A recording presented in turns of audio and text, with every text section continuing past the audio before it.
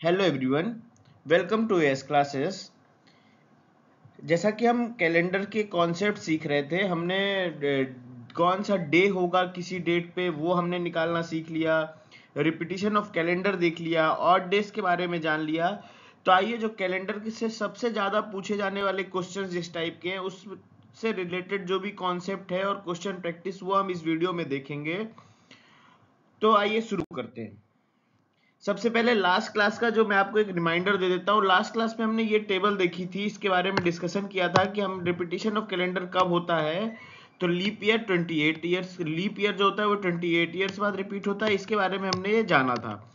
इससे रिलेटेड एक क्वेश्चन मैंने आपको लास्ट क्लास में दिया था, उसका मैं आपको इस क्वेश्चन का आंसर मैं आपको दे देता हूँ। ऑप्शंस आपके सामने थे, देखिए ये कौन सा ईयर था, 2023। मतलब मुझे यह देखना है यह लीप ईयर था क्या, नहीं। जो इसके निकट में जो लीप ईयर था वो आपको पता है 2020। तो ये क्या होगा, लीप ईयर +3 होने वाला है 2023 का मतलब बिल्कुल होने वाला है। यदि हमको पता था, हमने देखा था लास्ट क्लास में, मैंने अभी आपको दिखाया भी हुआ ट्रिक का जो शॉर्ट में याद किया था हमने कि L+3 यदि कोई ईयर होता तो हमें उसका कैलेंडर कितने सालों बाद रिपीट होता है, +11 ईयर्स बाद। तो हमें +11 कर देना है।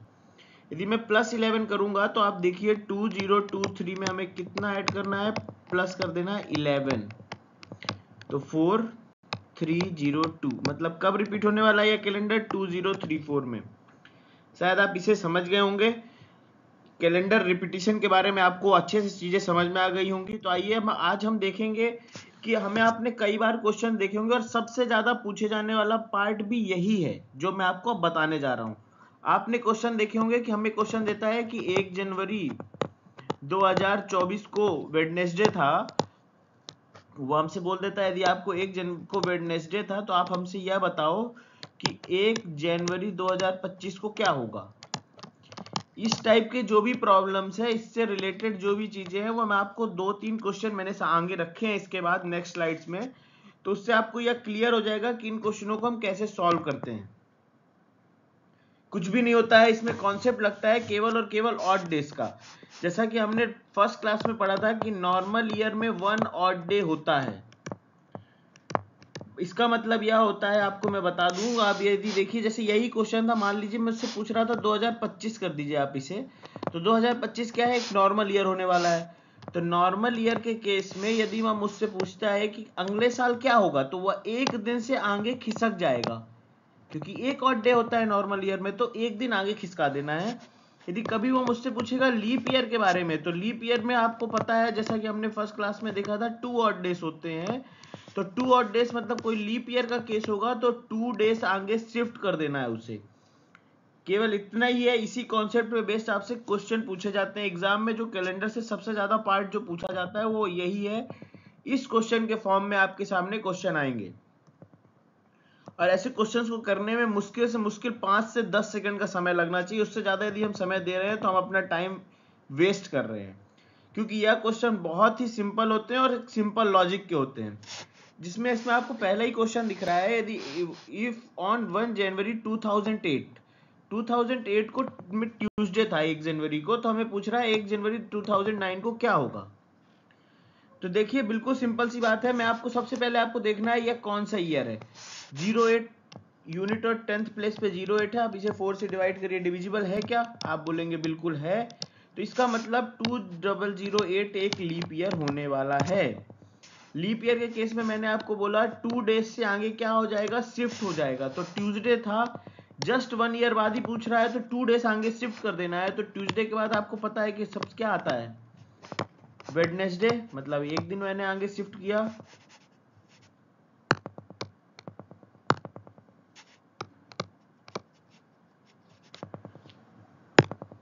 और यह हुआ +1। और यदि मैं 2 +2 करूंगा तो क्या आएगा, यह हुआ +2। मतलब 2 दिन आगे शिफ्ट करने पे जो हमारा आंसर होने वाला है वो क्या होने वाला है, थर्सडे। सिंपल था, कुछ भी नहीं लॉजिक था, केवल 2, यदि लीप ईयर है तो हमें 2 डेज से शिफ्ट कर देना है। लेकिन इसमें बस आप एक चीज ध्यान रखिएगा, कई बार हम कंफ्यूज होते हैं और हम अपना आंसर गलत कर जाते हैं। जब भी आपको यहाँ लीप ईयर दिया है तो यदि आप डायरेक्ट इस कॉन्सेप्ट पे चलेंगे जो मैंने बताया तो इसमें आप कभी कंफ्यूज हो सकते हैं। क्यों? क्योंकि अभी आप देखिए हमें यह स्पेशली यह फोकस करना है कि किस ईयर की फरवरी इस डिफरेंस में पड़ रही है। यदि आप इसे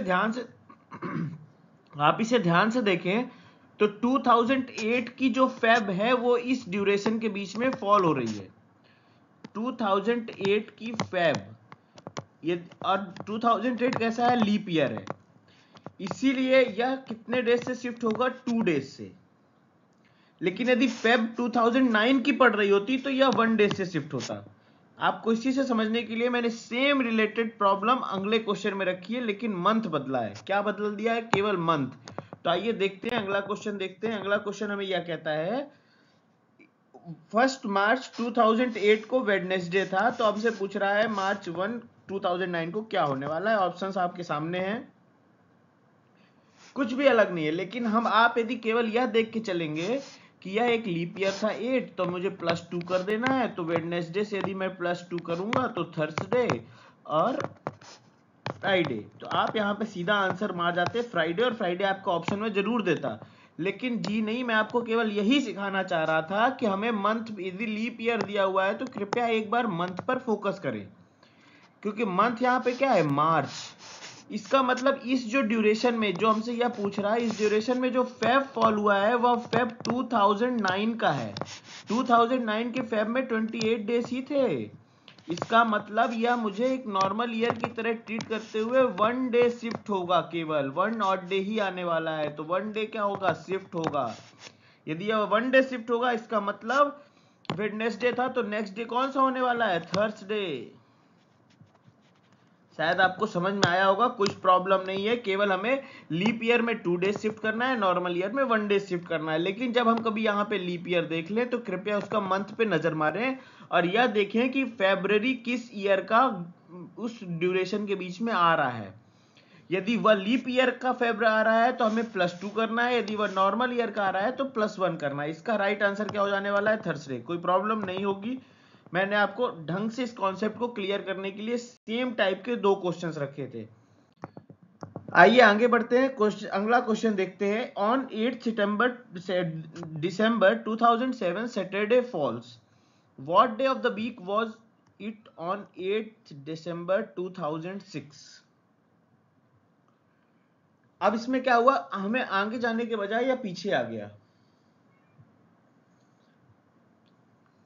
पीछे आया है। कुछ नहीं, हमें बिल्कुल टेंशन नहीं लेना, सोचना नहीं है। क्या हम क्या कर रहे थे? जब प्लस कर रहे थे तो यहाँ पे हम माइनस कर देंगे, जो भी होगा -1 -2 करेंगे। 2007 का दिसंबर में 8 दिसंबर को सैटरडे था। अब 2006 में क्या होगा? क्या इनमें से कोई लीप ईयर है? दोनों में से कोई लीप ईयर नहीं, तो मैं कुछ सोचने ही नहीं है। मतलब 1 का डिफरेंस होने वाला है। ये किधर गया है? पीछे गया, इसलिए मैं क्या करूंगा? 1 माइनस। तो आप ये बताइए कि सैटरडे से एक दिन पहले क्या आता है? सैटरडे से एक दिन पहले आप सभी को पता है कि क्या आता है? फ्राइडे। तो इस क्वेश्चन का यदि आप राइट आंसर की बात करेंगे तो क्या राइट आंसर होने वाला है? सिंपल था। मैं आपको इसमें ज्यादा कंफ्यूजन कुछ भी नहीं है। देखिए आंसर क्या है? फ्राइडे। तो नेक्स्ट क्वेश्चन देखते हैं। It was Sunday on January 1 2006। तो पूछ रहा है January 1 2010 में को कौन सा डे होगा। क्वेश्चन इजी है, लेकिन इस बार क्या किया? इस बार इसने एक ईयर के बजाय पिछले जो एग्जांपल देखे थे हमने वो 2006 से 7 7 से 8 एक ईयर आगे जा रहा था, लेकिन ये इस बार क्या चला गया? +4 ईयर्स आगे चला गया है। लेकिन हमें बिल्कुल भी इस पर सोचना नहीं है, डरना नहीं है। ये क्वेश्चन भी जल्दी सॉल्व होगा। देखिए आइए चलिए देखते हैं कैसे सॉल्व होगा। 1 जनवरी 2006 को यदि संडे था तो 1 जनवरी 2007 को लिए क्या होने वाला है? या 1 डे से शिफ्ट हो जाएगा, मतलब मुझे 1 ऑड डे मिलने वाला है। 1 जनवरी 2008 जब आएगा तो 1 ऑड डे और हो जाएगा। लेकिन देखिएगा यहाँ पे जब 1 जनवरी 2009 आएगा तो इस जो पीरियड में जो फेब फॉल हुआ है वह 2008 का था।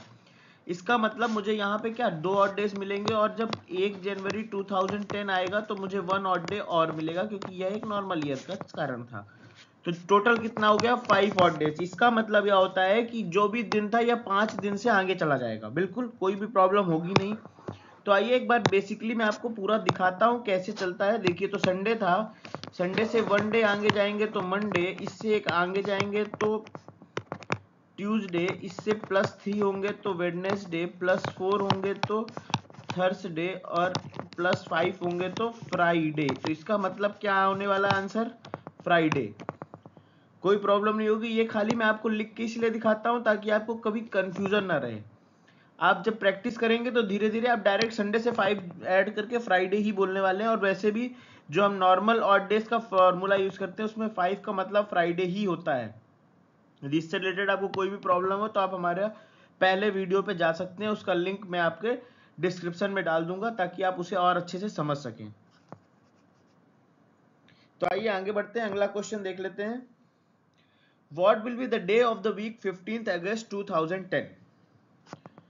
यह क्वेश्चन पूछ रहा है, ये मैं पहले हमने इसके पहले वीडियो बनाया था उसमें मैंने आपको इसके बारे में बताया था हम कैसे निकालते हैं डे।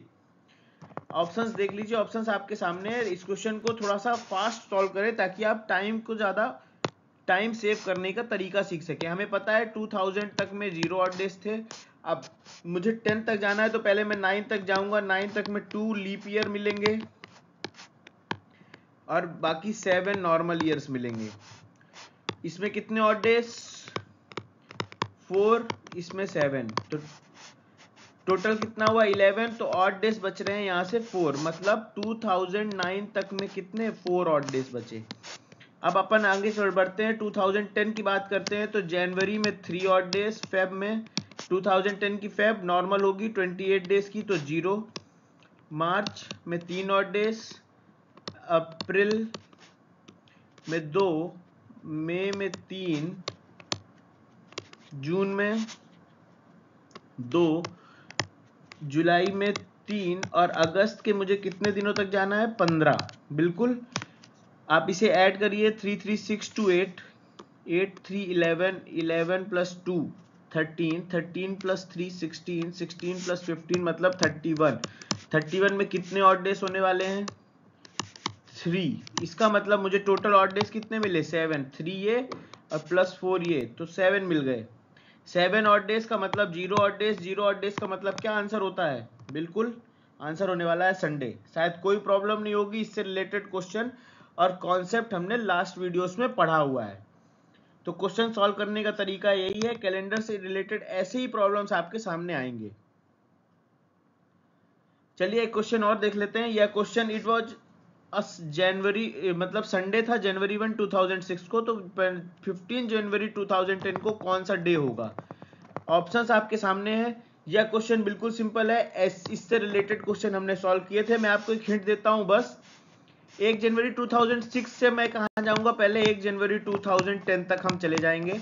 उसके बाद आपको पता है कि कितने ऑड डेज होने वाले हैं 1 जनवरी से 15 के बीच में, आप वो निकालिए। उससे जितने ऑड डेज आपको मिलेंगे उसके थ्रू आप इस 15 जनवरी 2010 तक जाएं और इसका आंसर ऑप्शन इनमें से कुछ एक सही है तो आप सॉल्व करें। इसका आंसर कमेंट बॉक्स में दें। बिल्कुल, यदि आपको कहीं डाउट आए तो आप कमेंट करिए, मैं आपको पूरी तरीके से हेल्प करूंगा। अगली वीडियोस में उसका सलूशन दूंगा। यदि जो भी है मैं हर तरीके के पॉसिबल सलूशन आपको प्रोवाइड करूंगा। चलिए, तो इस क्वेश्चन का आंसर कमेंट में दीजिएगा। तब तक के लिए हमारे चैनल से जुड़े रहिए। कैलेंडर के टॉपिक पे और रिलेटेड प्रॉब्लम्स यदि आपको क्वेश्चन प्रैक्टिस करनी हो तो आप कमेंट करिएगा, मैं आपको उससे रिलेटेड और क्वेश्चंस लेके आऊंगा। नहीं तो अगली क्लास से हम क्लॉक से रिलेटेड प्रॉब्लम्स सीखेंगे, क्लॉक्स के बारे में पढ़ेंगे, कैसे एंगल क्या होता है, कैसे एंगल निकाला जाता है, या फिर जो जिस टाइप की भी प्रॉब्लम्स है उससे रिलेटेड सारा कॉन्सेप्ट और क्वेश्चन प्रैक्टिस करेंगे। चलिए, हमारे चैनल से जुड़े रहिए। Thank you. चैनल को जितना हो सके लाइक करिए, शेयर करिए, सब्सक्राइब करिए और बेल आइकन दबाना बिल्कुल भी ना भूलें। Thank you, bye bye.